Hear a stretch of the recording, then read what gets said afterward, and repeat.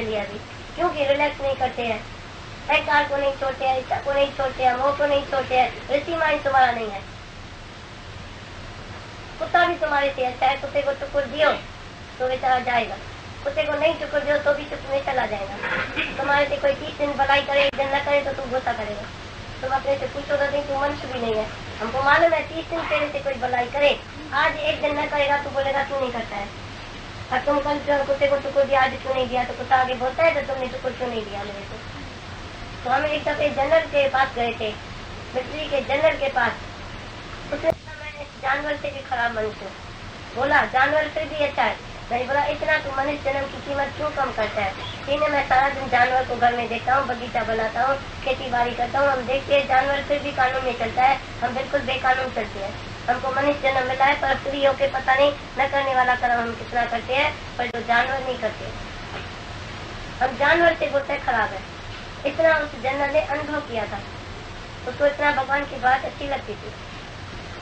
तो हम इस दुखों से कैसे छूटे, संसारी बंधन से कैसे छूटे, मन कैसे हमारा माया में अटक जाता है, बेटे में, स्त्री में, धन में, पदार्थ में, जो साथ चलने वाला भी नहीं है।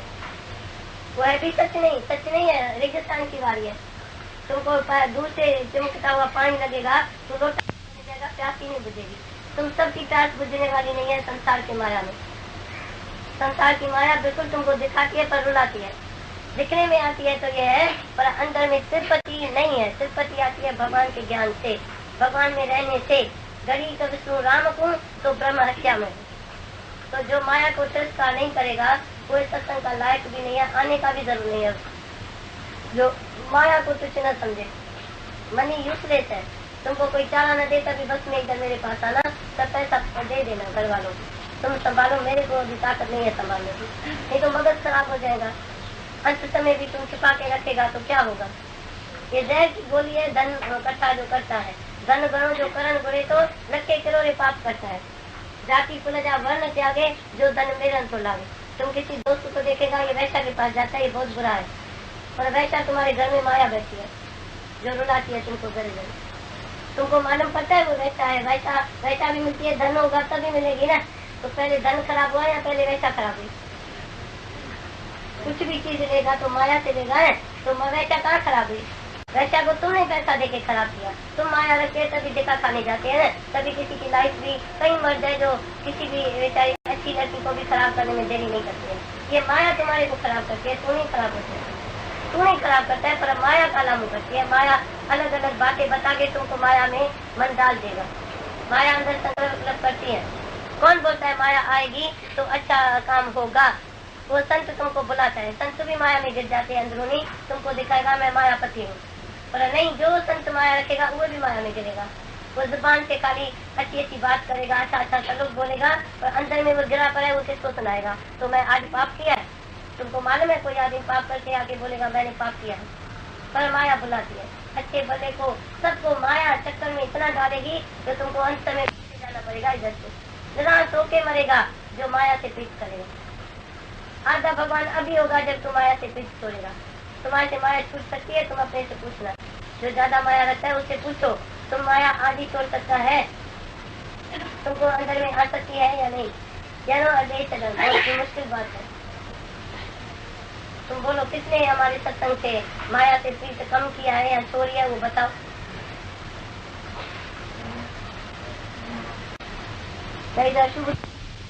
ठीक है, ये भी क्या गवाएगा तो फिर उठेगा ना, गवाएगा नहीं तो उठेगा कैसे।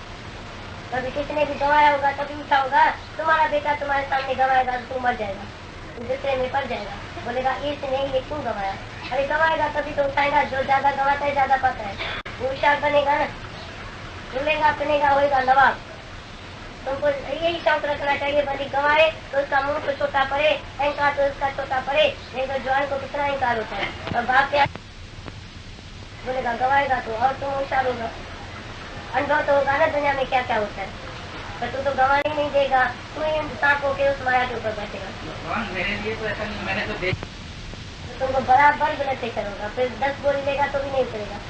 इसको ब्लड प्रेशर आने नहीं देने का है, ये तुमको रिक्शा करने के दिलर दिमाग की, पर ये दिलर दिमाग को बहुत एयर कंडीशन में रखने का। भाई बिल्कुल ठंडा, बिल्कुल ठंडा। रोज तुमको कोई देखे तो ठंडा है, इतनी ठंडाई तुम कहाँ से लिया? चंदन का बेस्ट हो जाओ ना, जो तुमको तुम्हारे पास भी सदा के ठंडाई ले, तुम ठंडा हो जा तो सब लोग ठंडाई लेने आएगा। तुमको मालूम है वो सांप नवला दोनों चंदन के बीच में उठा के नीचे जाके उसकी सुगंधी लेके आता है, फिर वो बाहर आता है। सांप और नवला दोनों का प्यार है उसे। वो जाके रात को, आधी रात को जाके उधर नाच करते हैं सांप, वो मणि तोड़ के आता है। मणि कहाँ से मिलती है? उधर ही मिलती है, चंदन के वृक्ष से मिलती है। नवला भी जाता है उधर भी घूम फिर के, वो ताकत लेके आता है माया से लड़ने की, सांप को लड़ने की। सांप और नवला आपस में मिलता है तो वो सांप उसको दस लेता है नवले को, पर वो ऐसी सुगंधी चंदन की लेके आता है जो वो जीत नहीं सकता है। तो तुम्हारा भी ये सत्संग है और ये शरीर नवला है, तुम भी इधर सत्संग की सुगंधी लेके और तुम स्ट्रांग बन के फिर माया तुमको टच नहीं करेगी। हरिओम।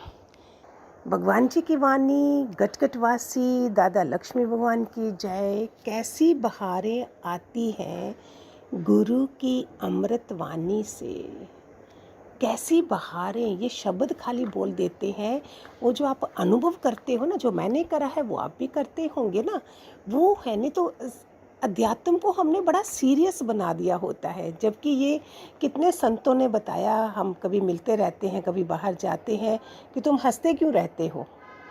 वो लेडी आके, इतना रिनाउंड संत थे वो, और बोलता है तुम जैसे बेवकूफ़ों ने संतों को सीरियस बना दिया। फटे पुराने कपड़े पहने होने चाहिए और रोते हुए होने चाहिए, और आत्मा भी नहीं होते और संसार का भी मज़ा नहीं लेते।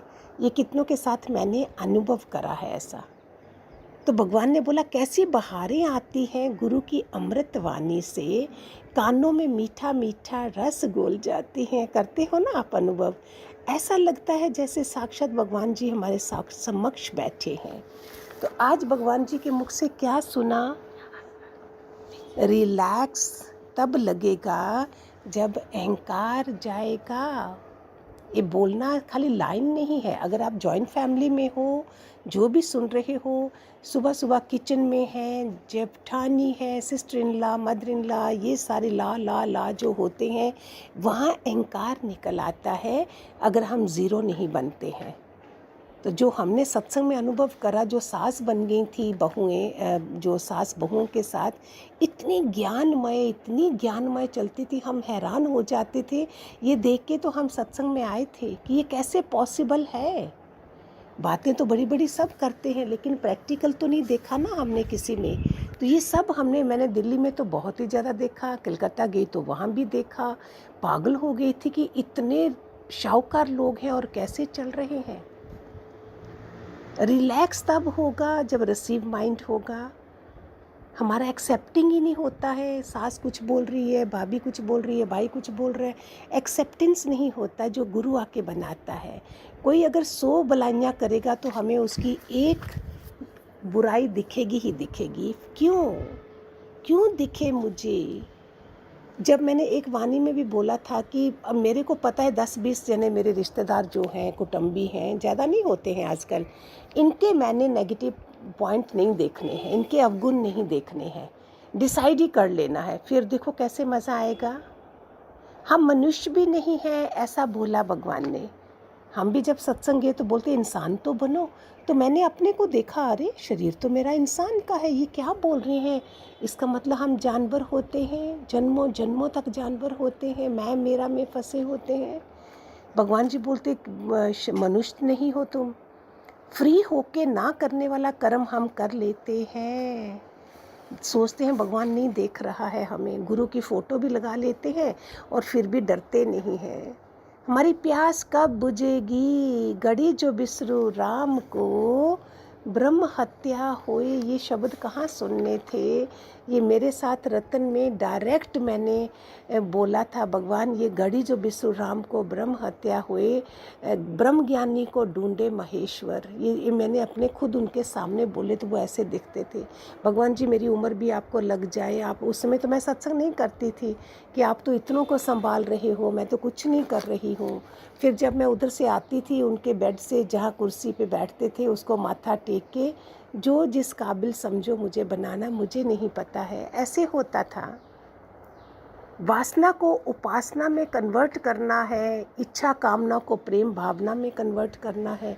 इच्छा कामना जो हम एक्सेप्ट कर रहे हैं दूसरे से, एक्सपेक्टेशंस हैं, उसको हमने प्रेम से करना है। गिफ्ट भी कोई दे तो बोलो भगवान बहुत है, माफ़ कर, दे दो, लेने की चीज़ें ही नहीं रखो, प्रेम करो।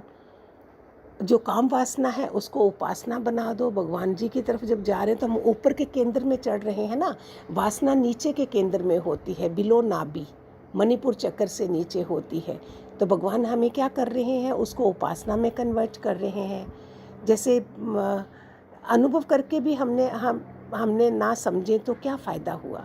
सांप और नेवला दोनों चंदन के वृक्ष को जाके सुगंध लेते हैं। कैन यू इमेजिन, सांप और नेवला। कभी सुना था ये, शेर और बकरी, सांप और नेवला। फिर सांप नेवले की लड़ाई में सांप जीत जाता है।